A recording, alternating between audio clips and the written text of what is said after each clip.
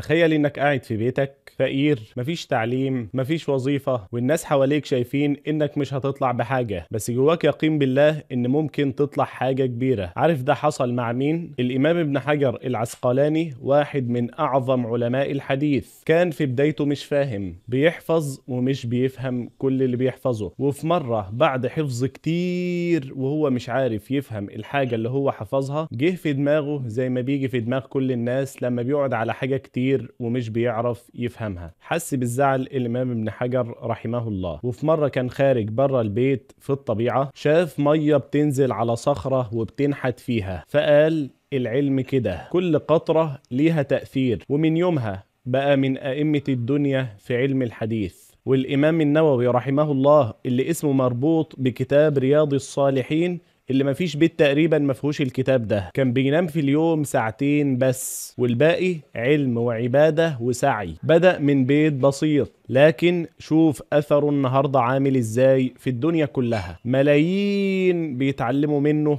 وبيستفيدوا من الكتب بتاعته رحمه الله. ولو فاكر إن النجاح بس في الدين، لا، اسمع دي. ابن سينا رحمه الله كان بيشتغل في دكان أبوه، بس كان بيحب العلم جدا، وفي سن 16 سنة بقى طبيب، وكتب كتاب القانون في الطب اللي أوروبا فضلت تدرسه 500 سنة. والخوارزمي اللي اخترع علم الجبر كان موظف بسيط في بيت الحكمة في بغداد، لكن اجتهد واتعلم وغير وجه الرياضيات في العالم كله. طب يعني ايه ده كله؟ يعني اوعى تقول انا مين عشان اعمل كده. انت تقدر حتى لو بدأت من لا شيء. كل واحد فيهم كان زينا، لكن ما استهنش بنفسه، شاف في نفسه قيمة واشتغل عليها، وربنا سبحانه وتعالى رفعه. وانت كمان ابدأ دلوقتي خطوة بسيطة وتوكل على الله واشتغل بصدق، ويمكن بعد سنين يبقى في حد بيحكي قصتك ويقول الراجل ده بدأ من لا شيء بس ما استهنش بنفسه. فقبل ما تقفل الفيديو خد دي معاك، محدش هيؤمن بيك